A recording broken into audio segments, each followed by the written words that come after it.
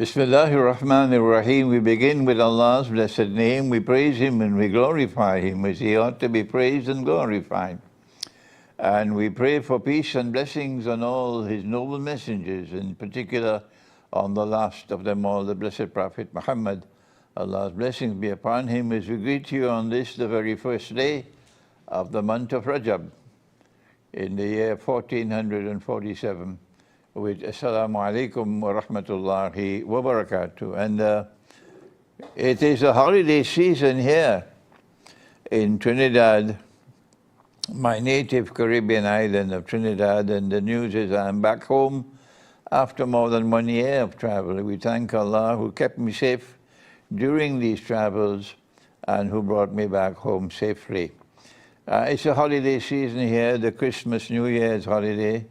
While others may be celebrating, we are actually located in a perilous moment in our history in this country. And we are on the doorstep of war. United States waging war on Venezuela. That can happen anytime. And what are the implications, not only for Venezuela, not only for the region, not only for the United States, but most of all, what are the implications for Trinidad and Tobago of this most dangerous moment in our history?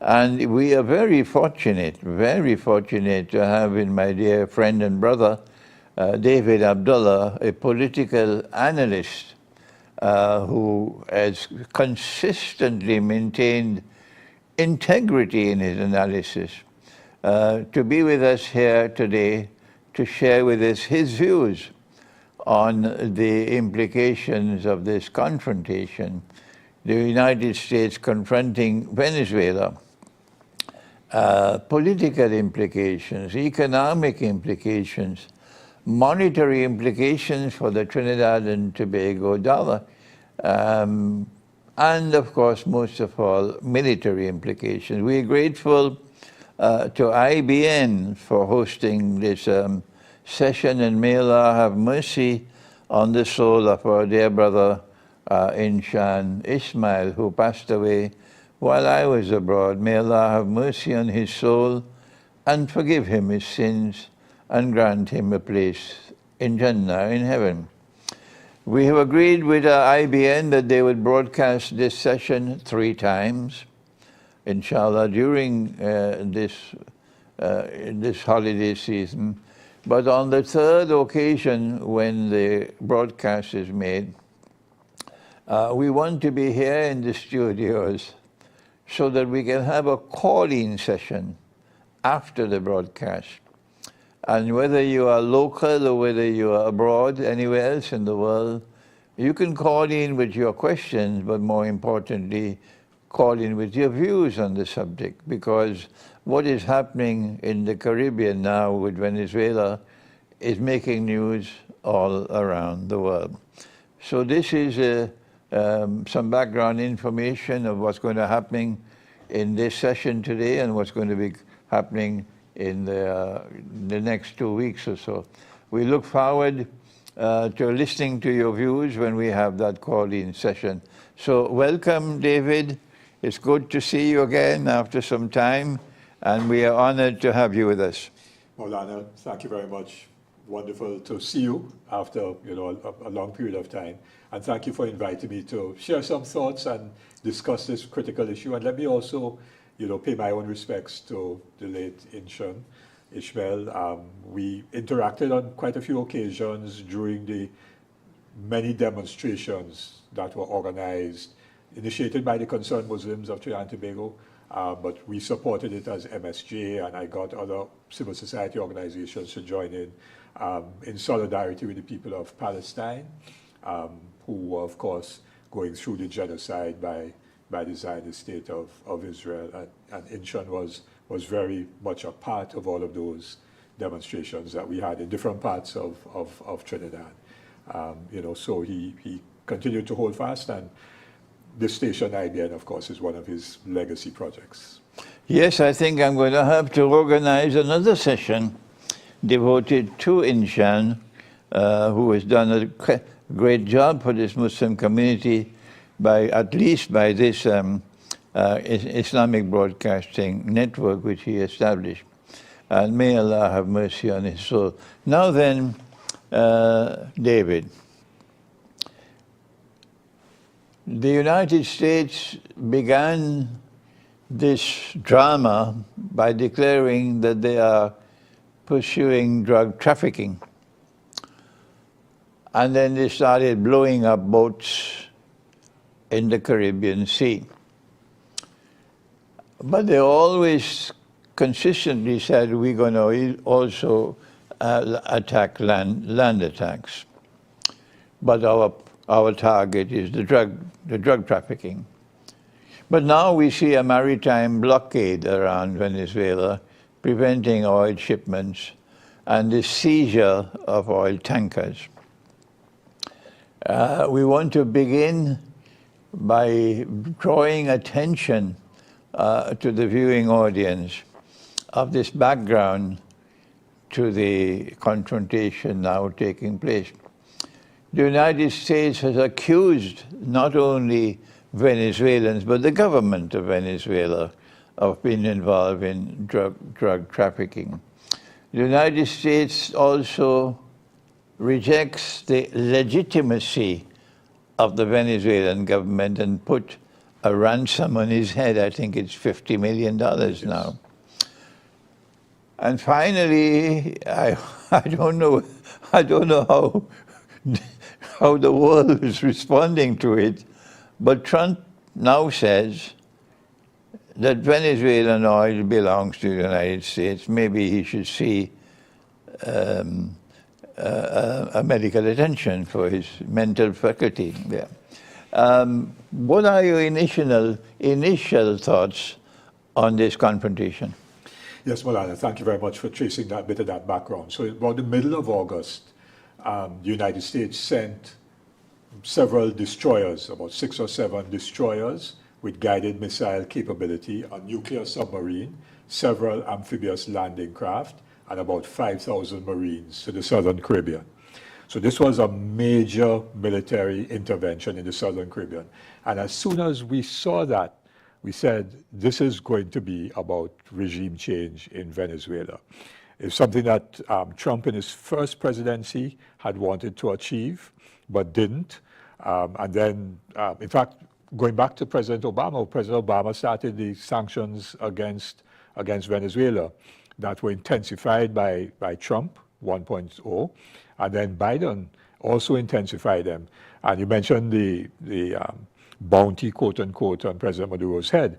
President Biden put a $25 million US bounty on President Maduro's head, and Trump 2.0 doubled that to 50 million US. So when we saw that flotilla coming into the Southern Caribbean, we knew that that was really about regime change.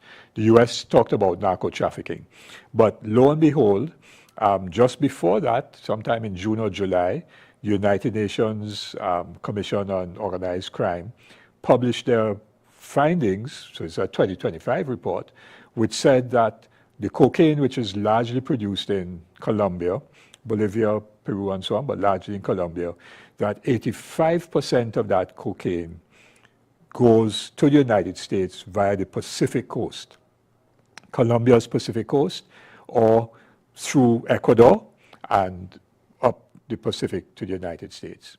Another 8% goes via the Western Caribbean through Central America then.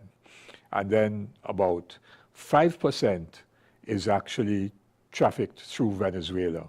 But the Venezuelan authorities normally get, this is the UN data, normally get about half of it. So about 2.5% escapes Colombia through Venezuela and doesn't necessarily go to the US, a lot of that goes to Europe.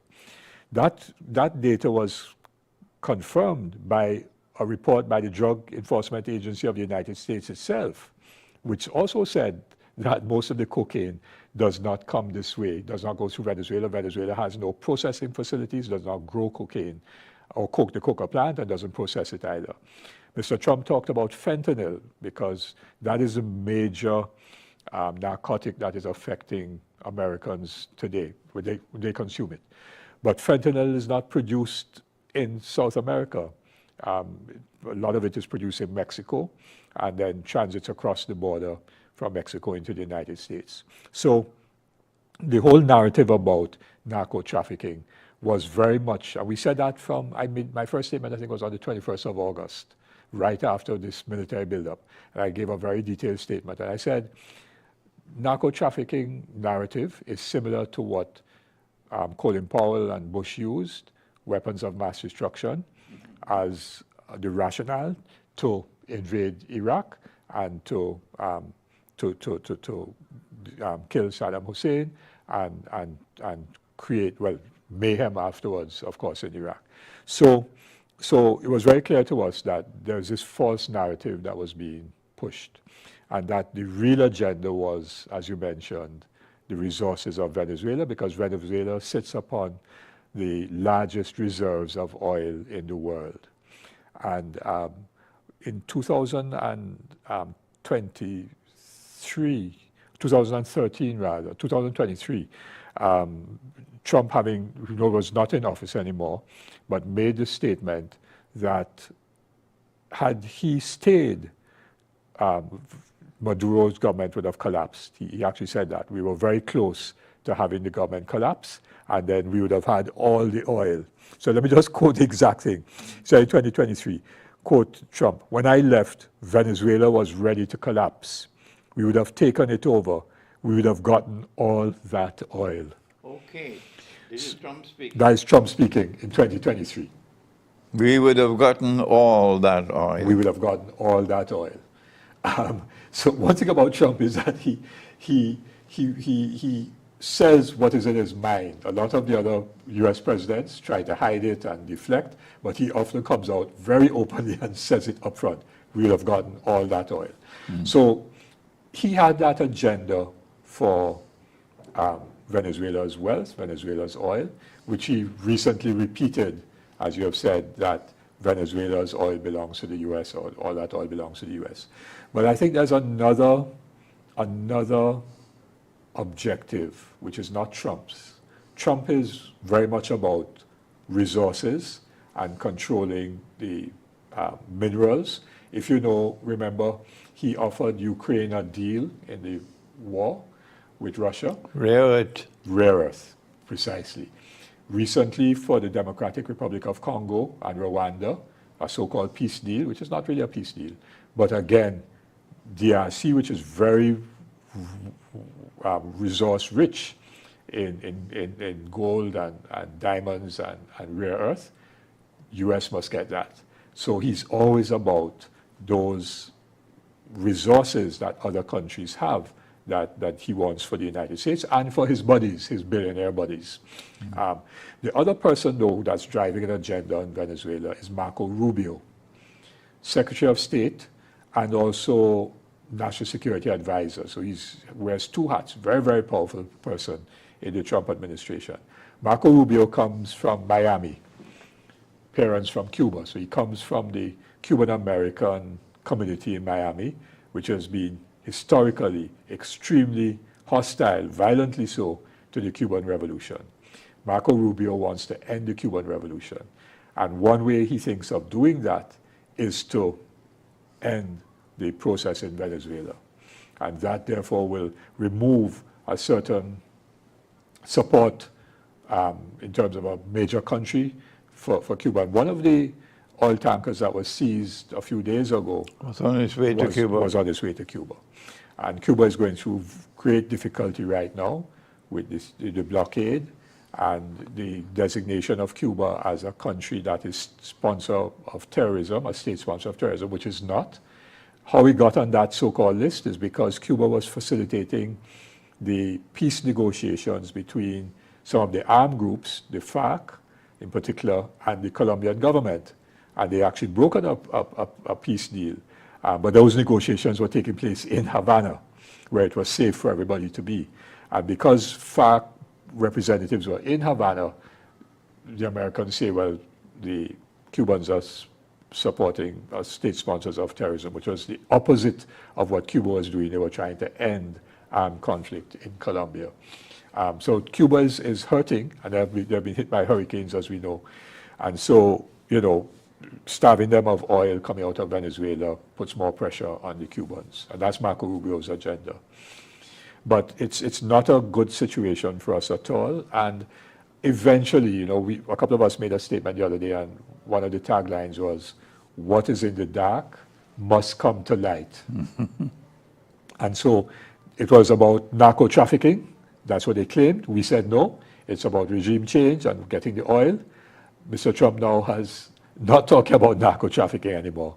He's saying, we want all that oil. And if I could give another quote by Trump, you know, he said just about a week ago, all of the oil, land, and other assets that they previously stole from us. Stole from us.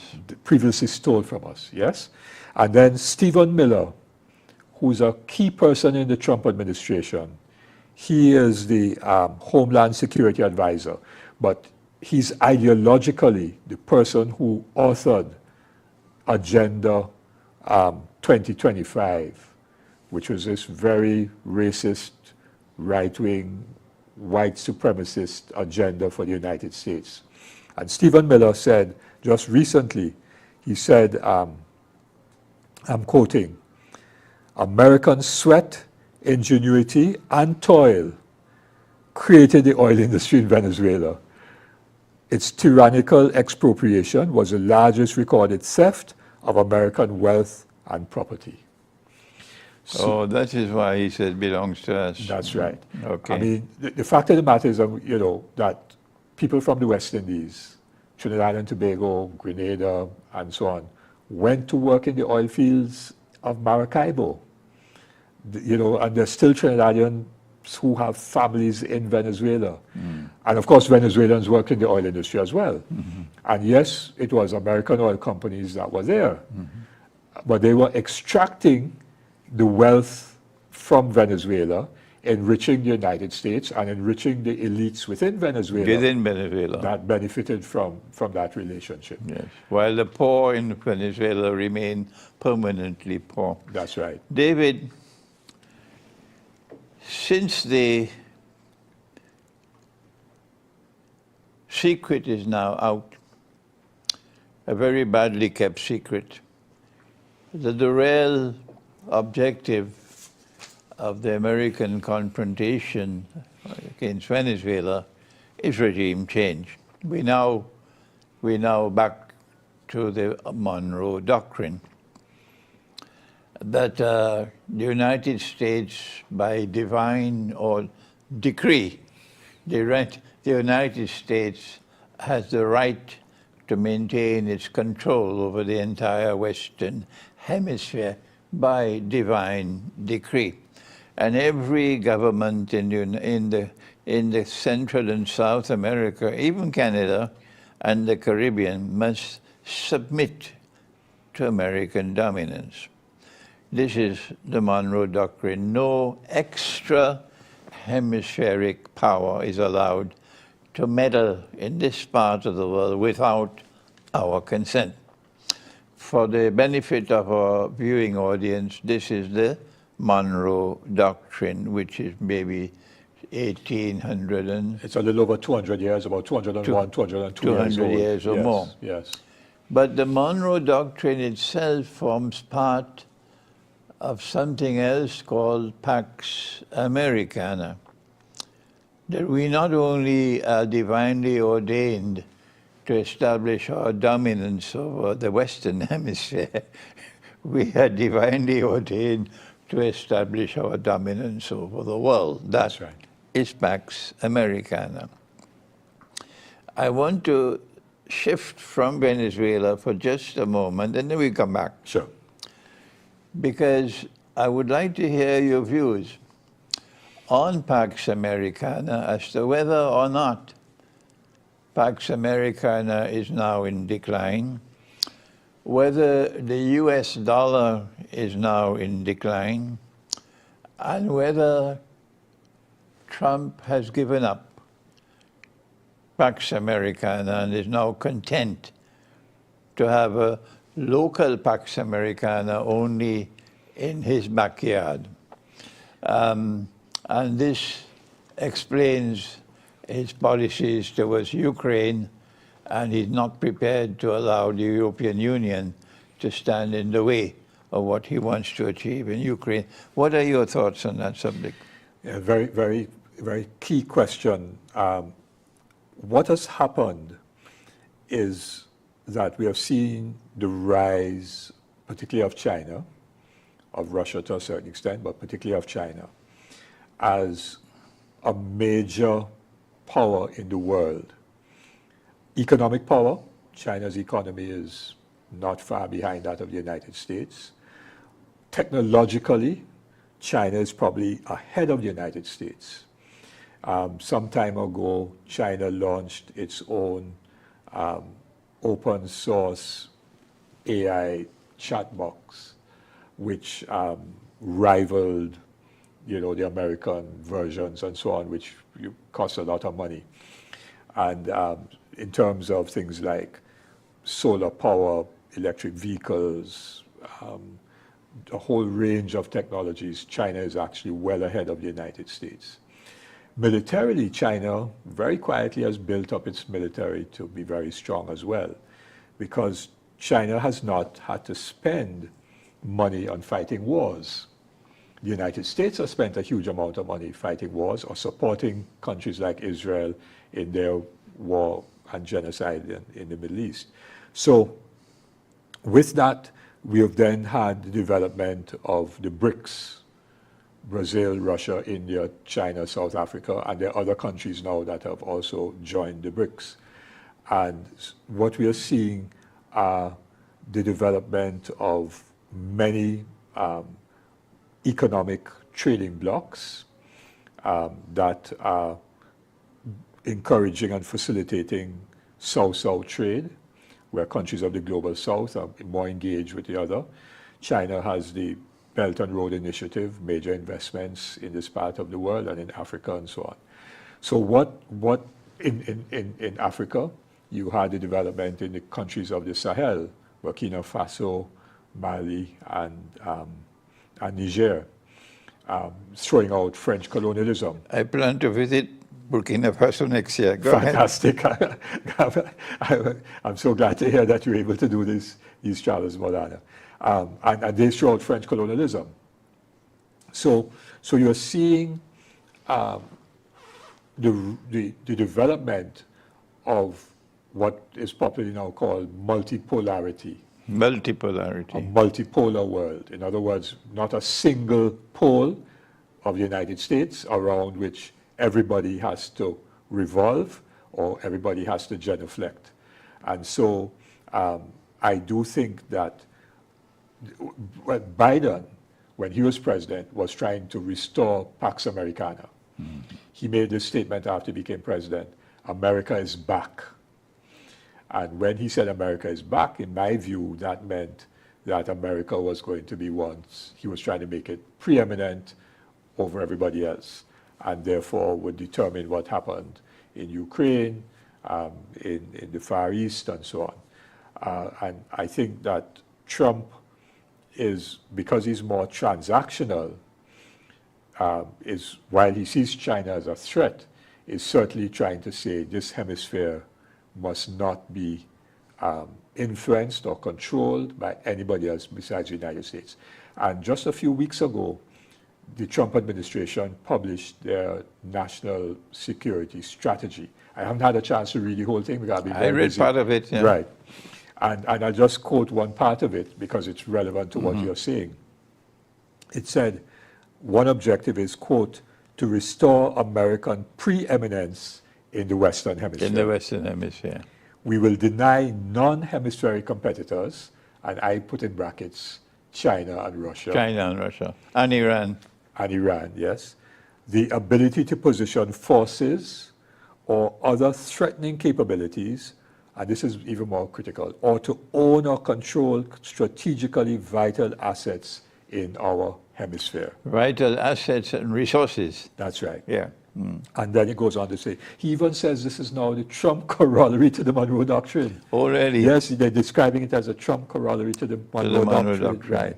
And is a common sense and potent restoration of American power and priorities consistent with American security interests. So you are in agreement that we are seeing a decline or an irreversible decline of Pax Americana and a concentration of attention on the Monroe Doctrine for the Western Hemisphere? Yes, and of course they will use proxies in certain parts of the world where it's strategically important for them. Right. Israel, Yes. critical, and in relation to the oil and everything else in the Middle East. Would you join Pakistan in that with Israel? That's an interesting one. That's an interesting one. The irony is that, of course, India also has a relationship with Israel. Yes. You know, Not so much as spectacularly presented to the world as Pakistan. yes, and Pakistan proposing Trump to win, to get the Nobel To Peace the Prize. eternal shame and disgrace of the world of Yes, Islam, yes. Yes. So yes, that's an interesting one. I hadn't given that much thought. But Okay. that is certainly of I'm significance. pursuing this discussion because I want to get a view from you as to whether the concentration of attention now on the Monroe Doctrine and the new Trump version of the Monroe Doctrine and the receding of Pax Americana implies that we are almost certain to see war. In the sense that, yes, they would, but they're going to pick and choose the war. So one against Venezuela, but they're not going to go to war with China or with Russia. No. We're talking about the Western Localized. Hemisphere. I'm Western, talking about yes. war In in this this part of hemisphere. the world. That we are almost certain that tomorrow there's going to be war with Venezuela. That's what I want to hear. Yes, I think so, because Trump has backed himself into a corner. After the initial military assets which they put in the Southern Caribbean, they then put F-35 fighter jets in Puerto Rico, B-52 bombers in Puerto Rico, and then they brought in the world's largest battleship, USS Gerald Ford, which doesn't travel by itself. It travels with a flotilla of other destroyers and other assets. So there are probably about 15 or more thousand Marines in the Southern Caribbean now. So that kind of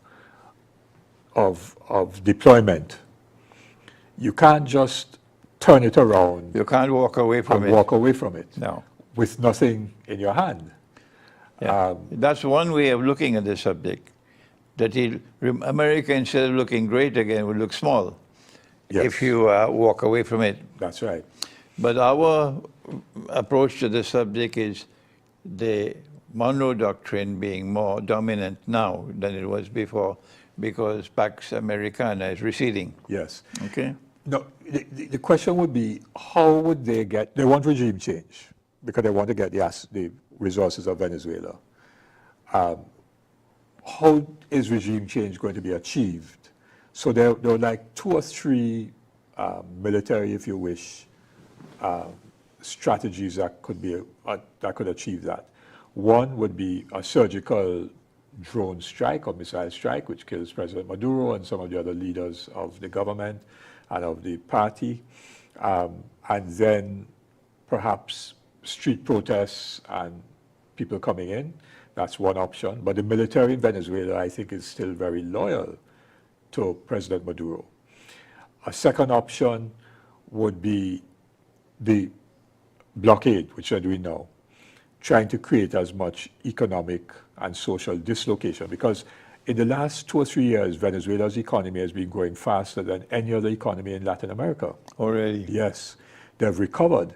One, oil production moved from 200,000 or 300,000 barrels up to about close to 1 million barrels a day, which is below where it was at their maximum, but it gives them a significant amount of revenue. But they've also become significantly self-reliant in terms of their food production. We've had some people going to Venezuela recently, several delegations, and they moved about and so on. and they're growing a lot of their own food. Inflation is very low, and so the food is plentiful. The government, of course, provides a lot of housing, electricity is low, there's healthcare, education.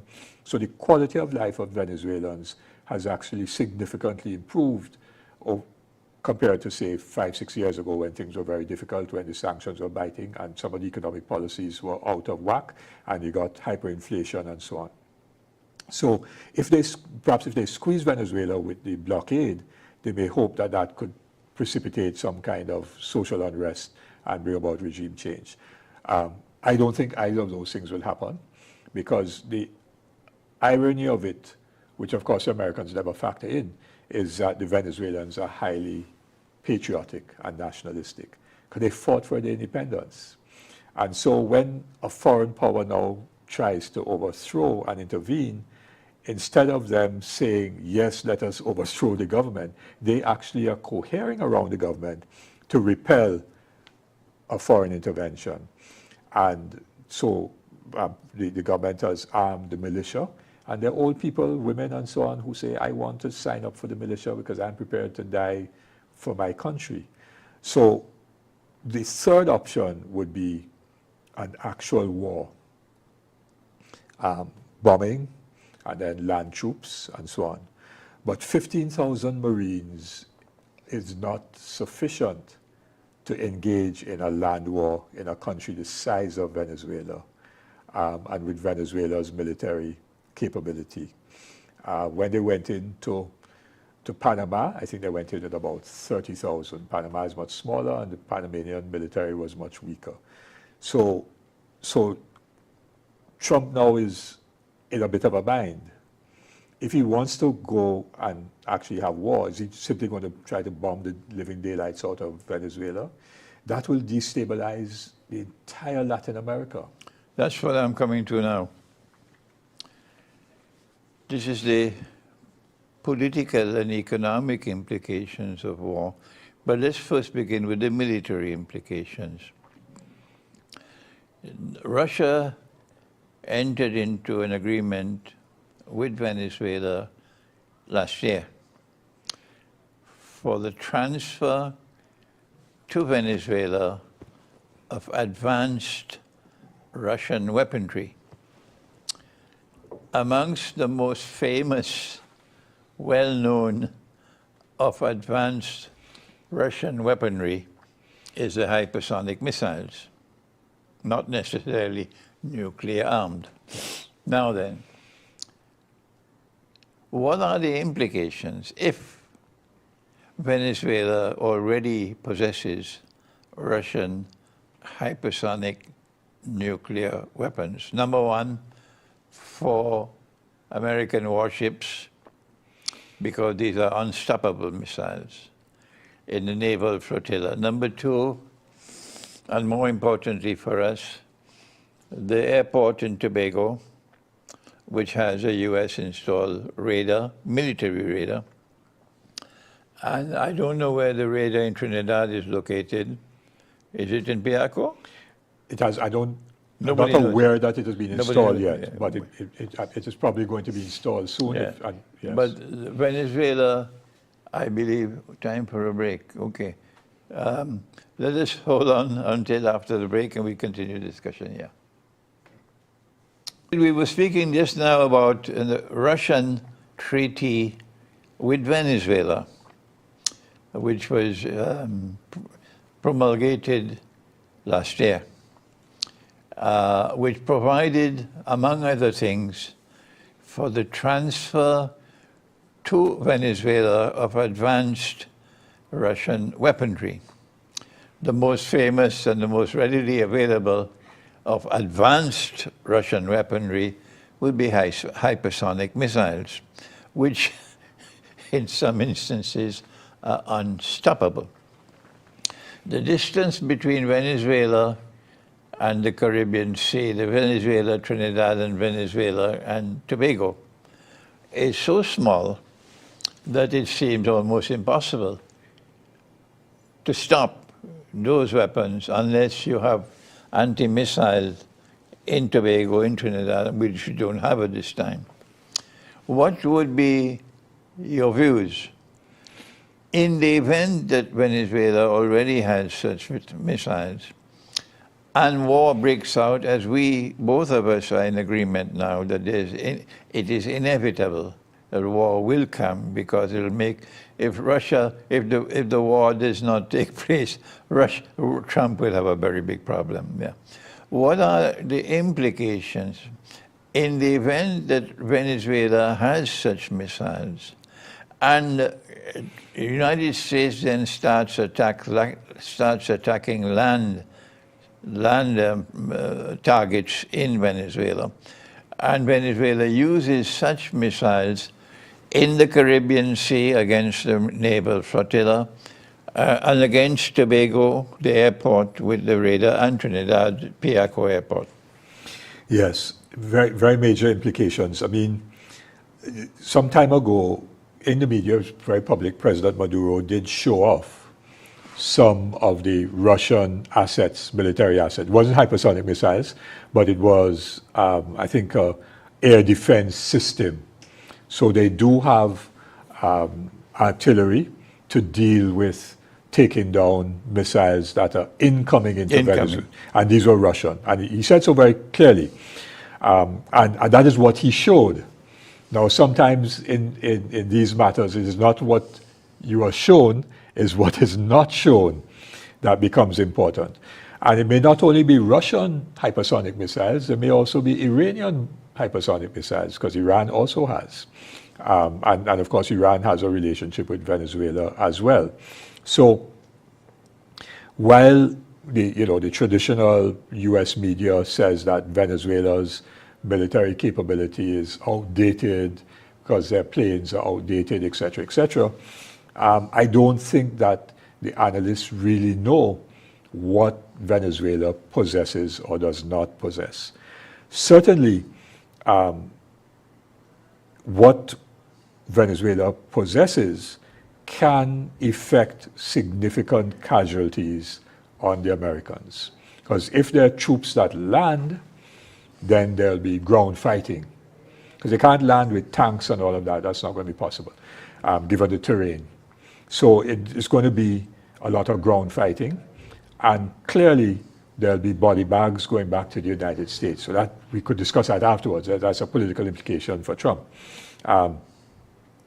If a war breaks out, then the radar in Tobago, and recently the reports in the media that show it's not just the radar itself, but there is an area next to the radar, or where the radar is located, where there are some buildings and tents and so on, which means that there are American Marines operating the radar there.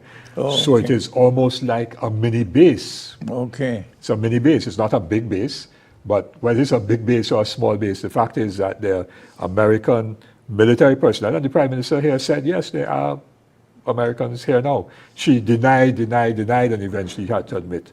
So there are American military troops in Tobago. There's a military radar.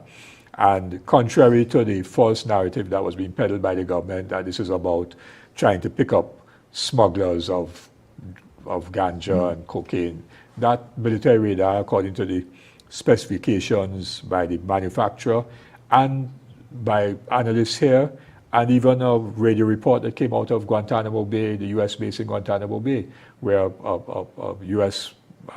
Military official, she said that this is about war between the U.S. and Venezuela. That's what the radar is there for.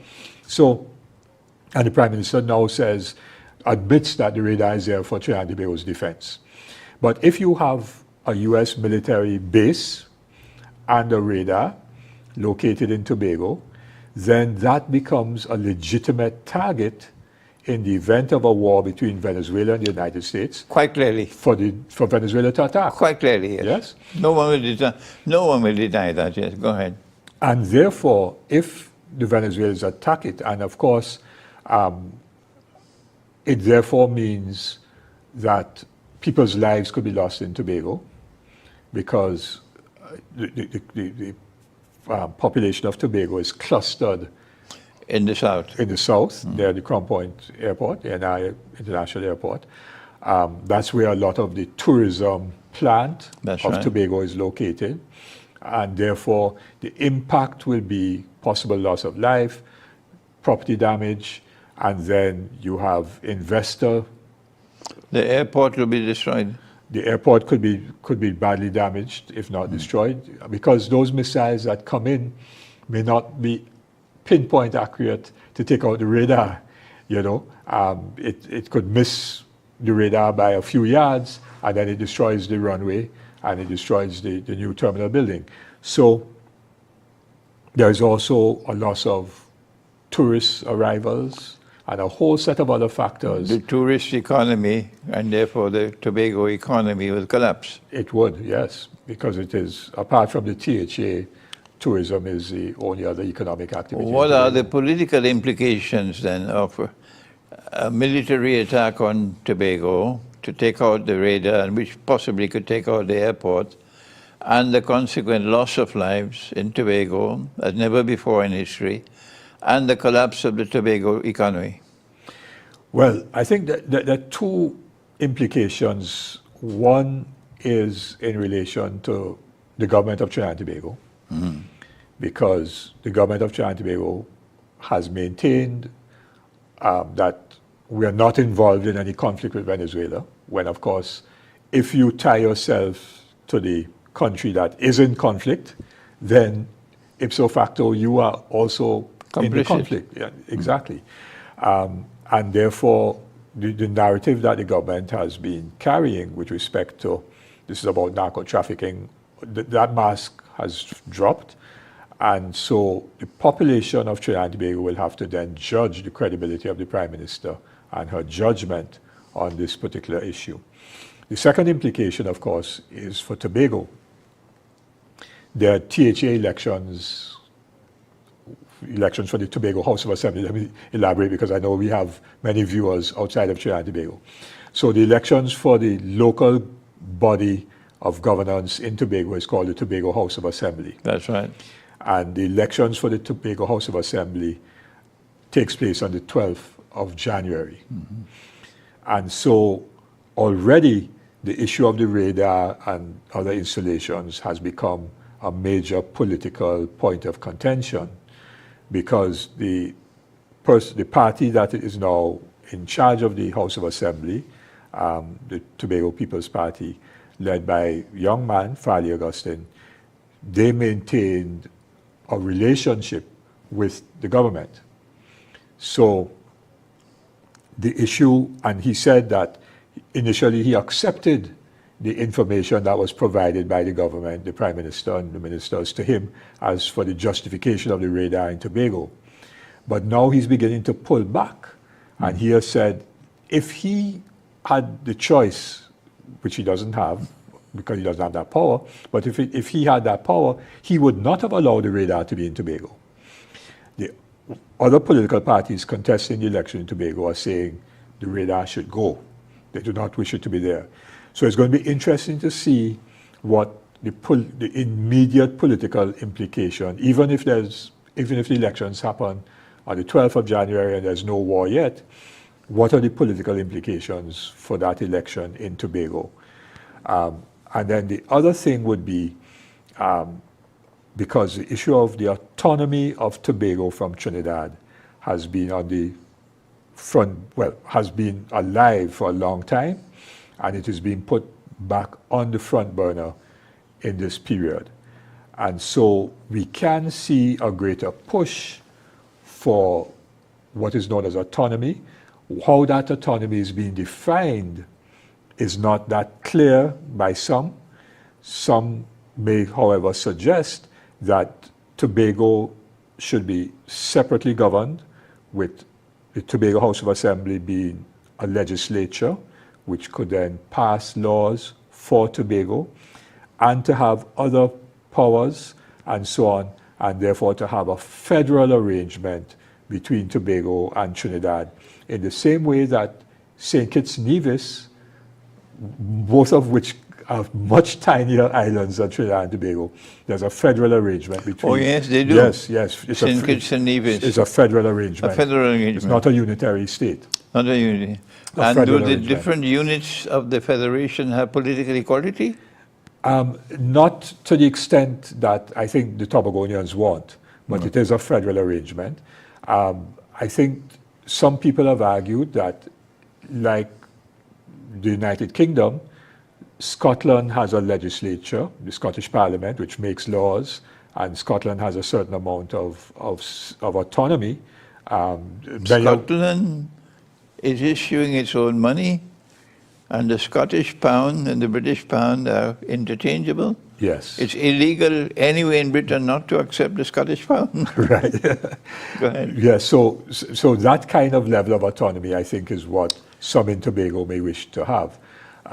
In which, if that was to happen, then, and you have a federal Trinidad and Tobago, then an issue like the radar would not be the sole decision of Port of Spain, the capital of Trinidad. It will then be, Tobago would have to be involved in a decision such as that. What I'm asking is anger, tremendous anger in Tobago in the event of a Venezuelan missile strike, taking out the radar and taking out the airport and killing people and collapsing the tourist economy. Could Tobagonian anger, unparalleled anger, force the issue by seeking secession from Trinidad to be replaced with a federal republic? I think it could. I think it could. Tobagonians are fiercely Tobagonian. Their identity as Tobagonians, they have that sense of nationalism, which is why, for example, and politically, there has always been a Tobago nationalist party, as distinct from the People's National Movement, which has support in Tobago, obviously, and has controlled Tobago politically at various points in time. But that is seen as a Trinidad-located party with the Tobago arm of the PNM having a certain amount of autonomy, but they're still under the control of the central party. But there's always been a Tobago nationalist party, going back to the days of the 50s with Fargo James, ATP James, and so on, and A&R Robinson, who contested the elections in Tobago first, lost for the PNM, lost initially until he won later on. So and then you had, when Robinson broke with the PNM in 1970, his political party then won in 1976 parliamentary elections, the DAC, Democratic Action Congress. They won the 2 parliamentary seats in Tobago. And in 1981, they won again. 1986, they formed a coalition with parties in Trinidad, the National Alliance for Reconstruction, and Robinson became Prime Minister. And the THA was controlled by the Tobago Nationalist Party, DAC or NAR, for very many years, for 15, 20 years, until the PNM then controlled, and then it went back to Tobago nationalism, and Tobago Nationalist Party. And the party in control of the THA today, Tobago People's Party, TPP, and it's interesting, Tobago People's Party, won on the basis of nationalism. Nationalism. Okay, we have looked at Tobago and the implications in the event of war with Venezuela, of a Venezuelan missile attack to take out the raiders in Tobago, and the possibility of the destruction of the Tobago airport, collapse of the Tobago economy, the political implications, the economic implications. What if Tobago is so vulnerable? Trinidad is far more vulnerable because the closest distance between Venezuela and Trinidad is only 9 miles. Yeah. 9 miles, yes. So what will be the implications? I know this is going to be a difficult question. What will be the implications in Trinidad, political and economic, of a missile strike striking Trinidad? Well, that's massive. I mean, the Venezuelans, let me tell you quite openly, have reinforced their coastal defenses. Okay. And those coastal defenses are not just on the northern coast, which is the Caribbean coast of Venezuela, but on their eastern coast. And their eastern coast, part of it is Gulf of Paria, right, which, as you say, is and then, of course, going further south of Trinidad, that's the eastern coast. And they've strengthened their coastal defenses all around. It therefore means that they would have military capability to attack Trinidad. And there have been threats. I mean, the Minister of Justice made some statements, and sometimes I would say those statements ought not to be made, but I'm not him, and I'm not in Venezuela. That's their determination. But the Minister of Justice, Diosdado Cabello, is actually a very powerful individual in Venezuela. He's one of the deputy leaders of the ruling party, the United Socialist Party of Venezuela. When President Chavez was ill, he had a choice to make as to who he would recommend to the party to succeed him. Yeah. The two persons, one was Nicolas Maduro, and the other was Diosdado Cabello. Okay. Some in Venezuela, and I just get this from talking to friends and so on, some people thought that it would have been Cabello, but it wasn't. It was Maduro that was chosen by Chavez. He had his reasons. Not judging. But in other words, Diosdado Cabello has been for a long time a very powerful political figure in Venezuela. So when he speaks, his words are not to be taken lightly. He's not just another minister, all right? He has a lot of weight in Venezuela. And he said recently that, Venezuela doesn't want to hurt the people of Trinidad and Tobago. But he said, Madam, meaning the Prime Minister, if Venezuela is attacked and Trinidad and Tobago is part of that, there are implications for Trinidad and Tobago. Already, even without a missile strike, the government of Venezuela has cancelled all of the energy agreements that had been previously signed. So not only is the famous or infamous Dragon gas deal now no longer possible once the government of Venezuela remains the same, and that is the easiest gas for Trinidad and Tobago to get because it's very close to the north coast of Trinidad. And once that gas comes out, well, Venezuela's gas. So we need Venezuela's permission to produce the gas. It just means running a pipeline from the Dragon field to an existing platform, which is a shell platform off the north coast. And then that shell platform already has pipelines that take the gas down to Point Lisas and to Point Fortin. So that was an easy project. That is now not going to happen once the status quo remains. There are two other gas fields, which are cross-border fields, the Lorraine Manatee and the Coquina Manikin fields. Now, those cross-border fields straddle the maritime border between Trinidad and Venezuela, which means that the gas, of course, under the sea doesn't know where the maritime boundary is. But Venezuela agreed to allow Trinidad and Tobago to produce the gas on our side of the border. So they quantified it. So let us say there are 10 trillion cubic feet of gas in these gas fields, and 6 trillion is estimated to be on the Venezuelan side and 4 trillion on our side. Venezuela said, okay, you could produce up to 4 trillion cubic feet of gas, after which you can't produce because you're now producing Venezuelan gas.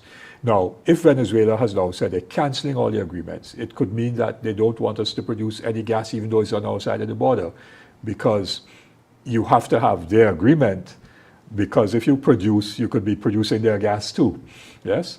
So all of that is up in the air, which has an impact on our economy. The government has said quite wrongly, oh, we don't need Venezuelan gas. Well, the reality is that we're not producing enough gas in Trinidad and Tobago right now, and our plants are shutting down. 1 out of the 4 LNG plants is down. Nutrien, a major producer of ammonia, has shut down completely. Some of the other major methanol plants have shut down and so on. So we are in difficulty. And to get new gas takes years. There are some projects that BP and other companies have that are coming on stream, but that will just kind of increase gas production a little bit, but not significantly enough to enable all of our petrochemical plants to operate at 100% capacity. So the reality is that our economy is already being affected.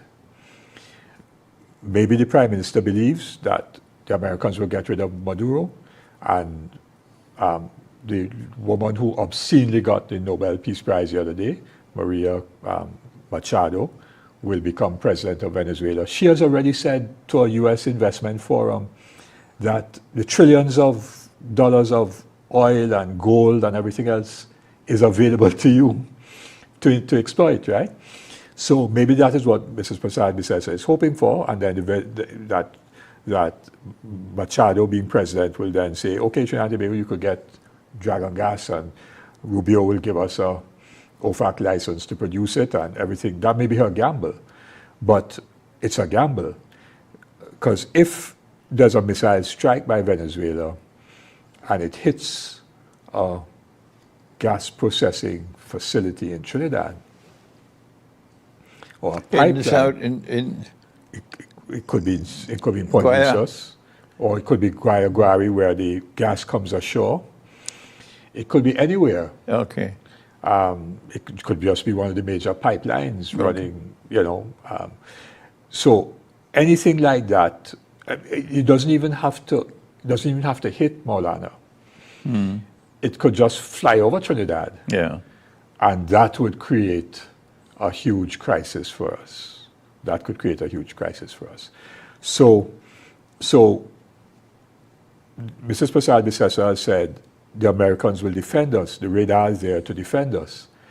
But the issue, she's putting the horse before the cart, the cart before the horse, because we would not be in danger of an attack from Venezuela if we had not taken this position to be complicit and totally united with Washington's colonial and imperial agenda.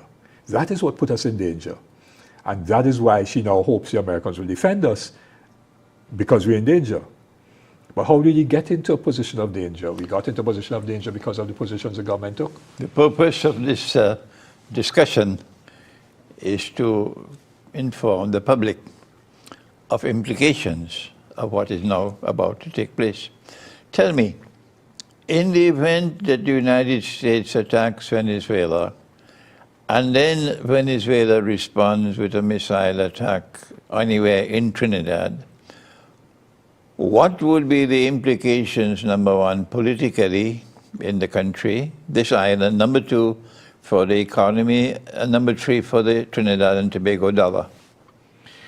Yes, they're all interlinked. I mean, if the missile actually was fired at Trinidad and Tobago, or Trinidad, even if it did not hit anything, but it whistled overhead and so on, of course, psychologically, there'll be fear and panic. You weren't here, but a couple of months ago, about a month and a half ago, on a Friday afternoon, there was a report coming out of the United States. I got it on my phone, so it was not a wild social media rant. It came from the New York Times, Washington Post, saying that their information was that Trump was about to announce an imminent attack on Venezuela. Now, it didn't happen, but that was the report. When that happened, at the same time, the Trinidad and Tobago Defense Force hierarchy summoned all the members of the Defense Force back to base. And the Trinidad and Tobago Police Service called all the police officers to cancel their leave. All of this happened within like an hour and a half. And everybody was aware in Trinidad and Tobago what was happening. And there was panic in town, traffic jam, people trying to get out of town. a number of government offices and institutions closed early, and so on. And so there was a lot of fear. People went to the supermarket to buy. Some people went by the gas stations to stock up and fill their tanks and so on. So and that was just, reports of something taking place. That not actually shots fired, but that something may have happened. In the event that something does happen, as a country, as a people, we are totally unprepared for that. Totally unprepared. So there'll be a lot of psychological impacts, fear, trauma, anxiety. Do people send their children to school? Do you not send your children to school? Those basic day-to-day things. Do I go to work? Do I not go to work? And so on. So at the level of people's human existence, that gets impacted. Secondly, in terms of the economy, well, businesses will be closed. Any possibility of new investment coming in will be on hold because no investor is going to put in money in a situation where a country has instability. And people, those who have US dollars, or capital flight will be exacerbated. There's already capital flight. So more capital flight will take place, which means US dollars will flow out of Trinidad and Tobago, which worsens our foreign exchange problem. And that then has implications for the value of the Trinidad and Tobago dollar, and so on. So all of these things are implications. What will be the implications for the Trinidad and Tobago dollar? Ultimately, there would be a devaluation. There will be a devaluation. Ultimately, yes. If there's capital flight and our foreign exchange reserves drop precipitously, then the government may have no other choice but to go to the IMF, and the IMF would then say you have to devalue your dollar. That is how, because the IMF has wanted us to devalue for many years. Official market and there's the black market. The black market rate, of course, as we all know, is much higher than the official rate. What were the implications in the unofficial market? Oh, that tends to escalate. Well, because the official rate, they could try to hold it for a while, ultimately can't hold. But the black market rate will simply skyrocket. Oh yes, that is what happens. Because in 1970, there was looting. 1990, there was looting all over Port of Spain when there was the attempt to overthrow the government. Was there any looting in 70 in the Black Power? I think one or two shop windows were broken in one or two places, but nothing of significance. No. Is there the possibility of a missile strike on Trinidad provoking looting? I haven't thought about that. I mean, it's all these things. In other words, the whole scenario of normal life changes when a war happens. Everything changes. And so at another level, people will flee a war zone. So like if Venezuela is a war zone, you're going to get huge outward migration. And Venezuelans will come to Trinidad as one location that they would want to come influx of refugees here and an influx in the United States. Well, certainly into Colombia and Brazil. True Colombia and Guyana. Okay. It may be difficult for them to get into the U.S. given Trump's policies, but certainly, and both President Lula of Brazil, he spoke recently at the opening of a Mercosur, which is a Southern Cone trading agreement, and President Petro of Colombia have said quite clearly that if there's any war, a military aggression against Venezuela, Latin America will be completely destabilized. Good. That's where we want to move to now. We want to look now at the implications for regional politics, for Latin American politics, for the United Nations, and for international politics. What would be the implications of a military attack on Venezuela, Trump's military attack on Venezuela, in this part of the world? How would the countries of South America and Central America respond? Colombia has quite openly said that they think that they will also be under attack. Colombia, yes. Because Trump has said that Petro is narco traffickers, Yeah. right? When in fact Colombia has been working very hard to try and stop the cocaine trade, but Yeah. it's difficult, right? And they have instructed their military to beef up their defenses. And so the attack on Venezuela, quite apart from leading to migration out of Venezuela into Colombia, you might very well see, because the United States has bases in Colombia. They have several bases in Colombia. So how Colombia reacts will be interesting. And what the United States does to Colombia will be very interesting. But that generally there'll be instability. Petro has a very strong position and says, you know, and there's been talk now about Gran Colombia, which was the idea of Simon Bolivar. Because Bolivar didn't only liberate Venezuela, he liberated Colombia and Panama, because Panama was part of Colombia at one time. The Americans intervened to try to change that. And also Ecuador and Bolivia, those were all part of Bolivar's liberation efforts. So it'll be very interesting to see what happens.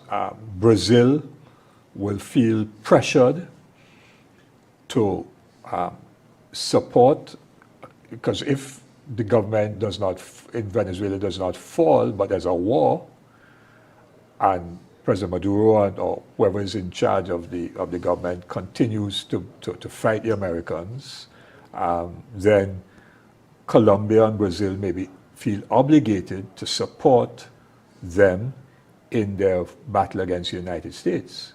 Not that they would send troops, but they may provide economic and other kinds of support. All of these things are possible.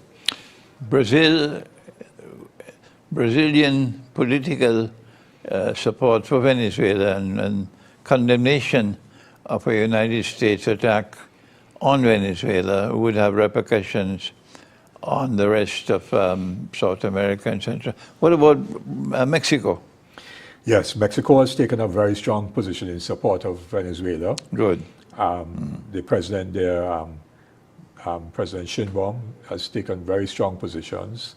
She's rebuffed Trump, who wanted to go into Mexico to deal with fentanyl and drug trafficking in Mexico, and she's rebuffed that.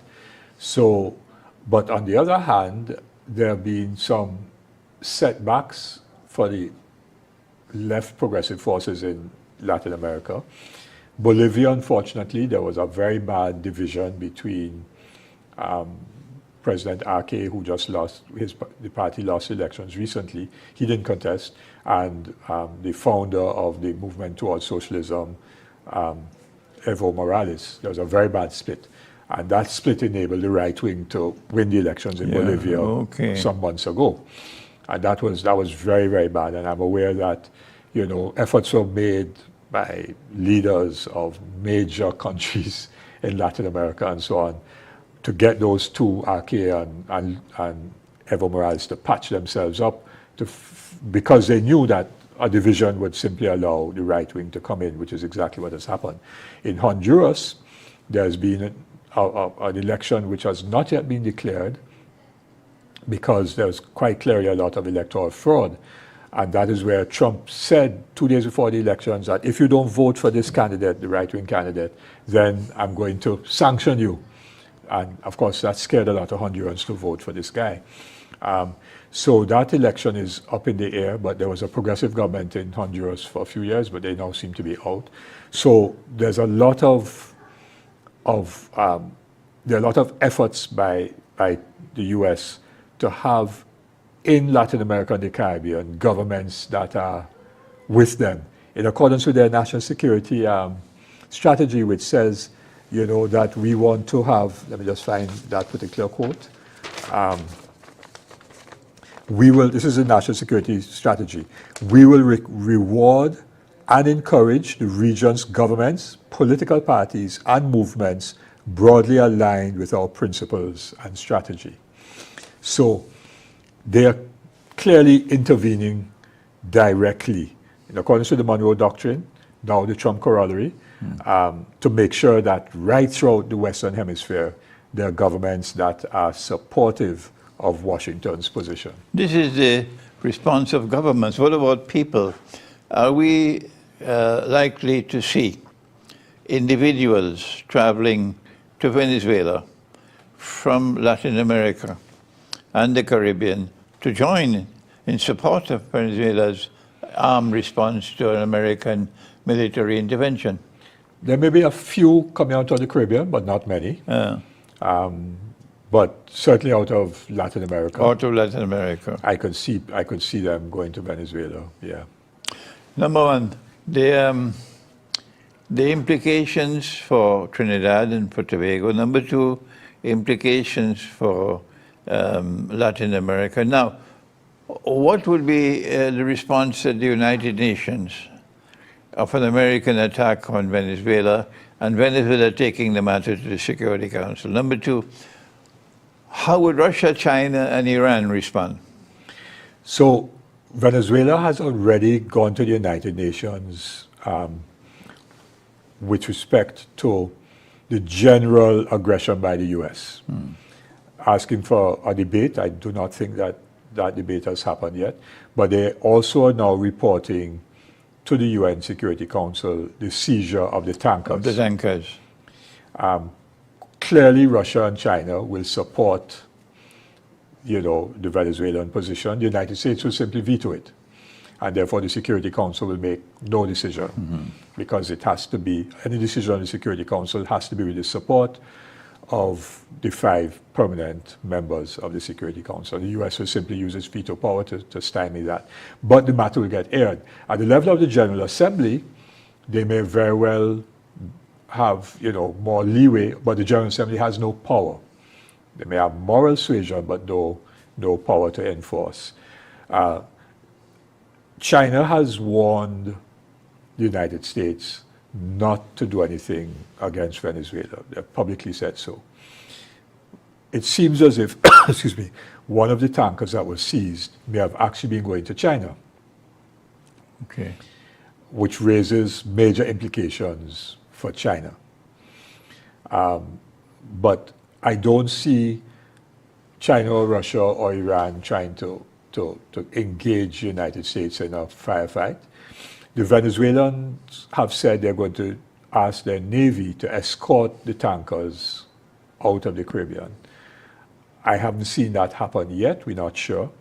But if that happens, and if, for example, oil is going to China, the Chinese decide they want to escort their tanker out, that could have an implication. Will the Americans try to stop that? So the UN, I think, Secretary General did make a statement recently about the need to have diplomacy and not to have any military intervention. Interestingly, the Pope Leo, made a statement some time ago, a couple of weeks ago, saying that there should be no military intervention to bring about change in Venezuela. That was an interesting point, given the fact that, of course, Venezuela is very significantly Catholic in population. So we have to see what the international community will do. The Europeans, I think, are going to go with Washington already. Of course, Britain has Venezuelan gold sitting in the Bank of England for years, illegally, although the courts in England have said it's not illegal, but in my view it's illegal.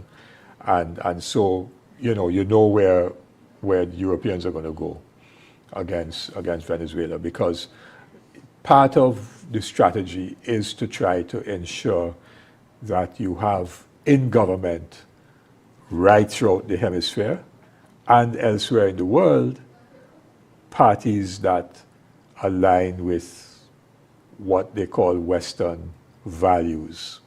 And Western values translates into the values of capital, unbridled capitalism, where a few people can become multi-billionaires at the expense of billions of the world's population. When we turn to values, we turn to moral and religious implications of what's now taking place. And clearly, Venezuela has the right to choose its own government without countries outside attempting to intervene. The United States raised a hullabaloo about Russia intervening in American elections in 2020, I think it was. Yes. A hullabaloo which eventually fizzled out. But that's the same thing that's happening now, regime change. And therefore, I am of the view, now let me express my own views for the first time, that what we're seeing now is an oppressor imposing his will on the oppressed. And in Venezuela, not only is the government supported by the military, but is supported by the oppressed masses, the poor masses of Venezuela. And people who have a moral conscience, people who live the religious way of life, should support the oppressed and stand up against the oppressor. And this brings us now to an interesting part of our discussion, that we have a multi-tribal society in Trinidad and Tobago.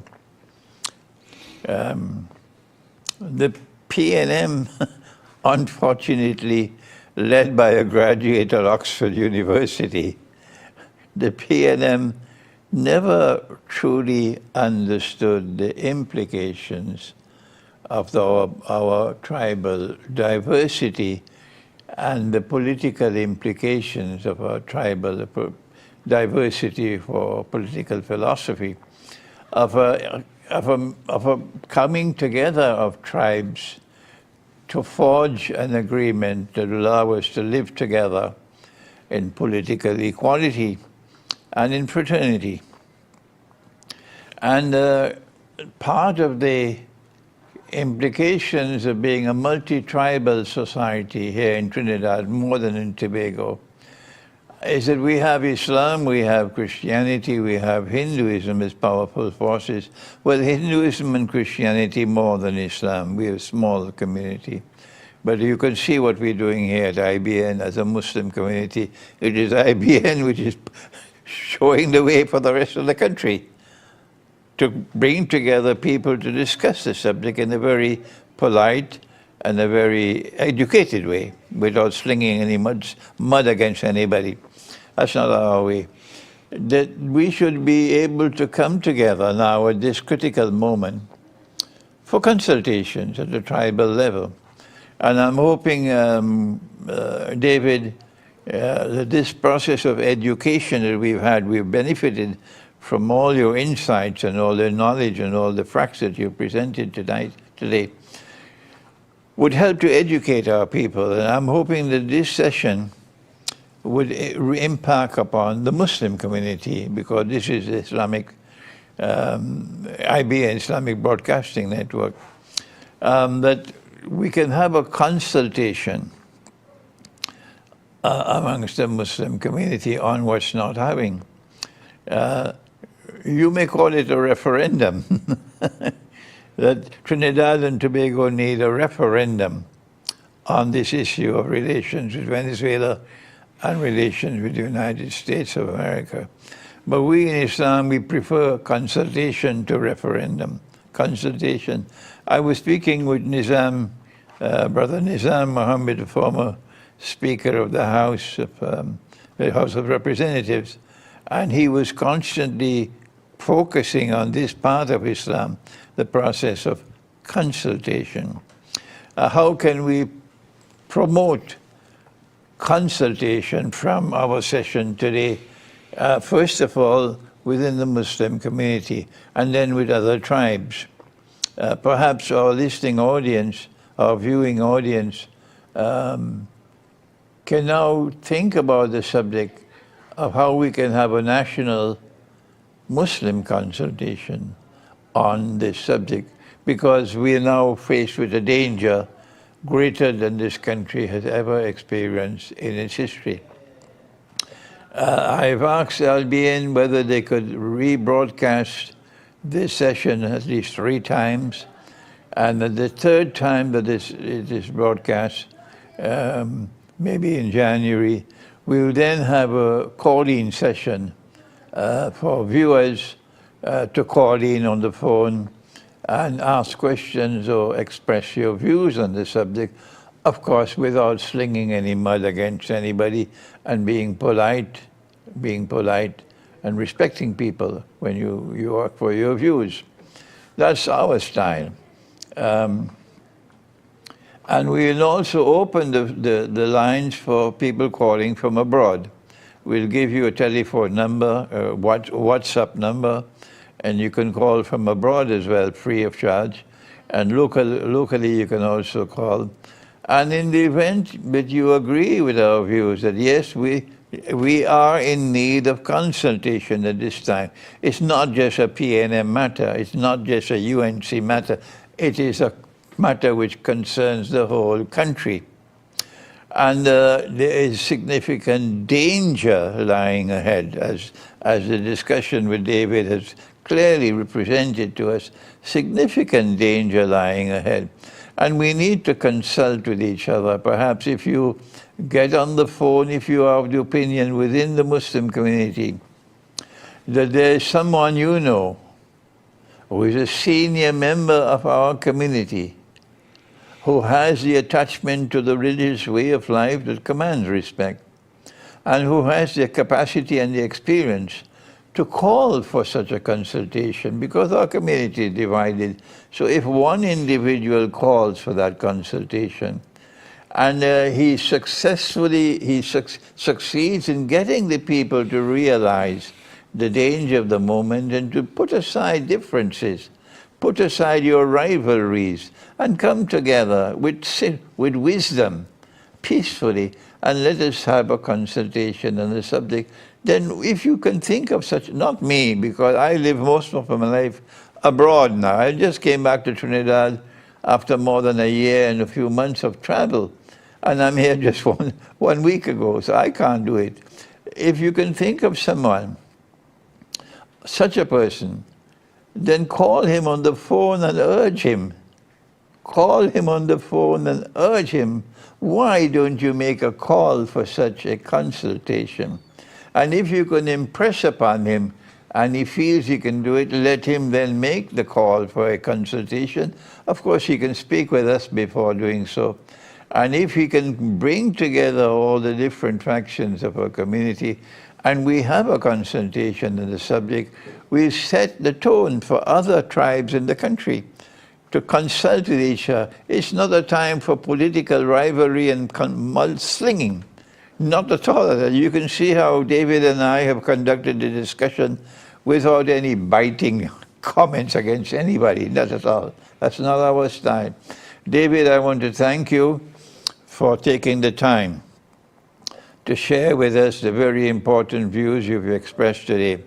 I don't know what's going to happen, but I'm sure you agree with me that we are at a moment of very great danger, and there's very great likelihood of an American armed attack on Venezuela, whether it be pinpoint strikes or it's a landing with troops landing on boots on the ground, we don't know. And once that takes place, then there's a likelihood of a Venezuelan attack on Tobago and Trinidad, and that is the danger. We hope and we pray that this initial discussion with David will set the foundation, set the grounds for us to come again to discuss the subject in the near future as events unfold. And in the meantime, we thank David for having spent the time with us today. We're grateful for his scholarship, and we're thankful for all that he's been doing so far in the moral field of promoting that which is righteous and that which has integrity in it, in political affairs, in economic affairs, in social affairs. Thank you, David, and we look forward to our next session. Thank you very much, Maulana, for having me, and I endorse 100% the need for consultation and discussion. Unfortunately, that's not what happens in our parliament, which is where one of the locations at a national level where it should be happening, that isn't happening. And we hope that perhaps the American public opinion, 70% of the Americans don't want a war between the US and Venezuela. That's your opinion polls. So maybe that might eventually persuade Mr. Trump to find some other way of dealing with the thing. Because as singing Sandra the Calypsonian wisely sang, because nobody wins a war. Nobody wins the war, yes. Yeah. Okay, David, thank you so much, and we look forward to the next session. Thank you very much. Thank you.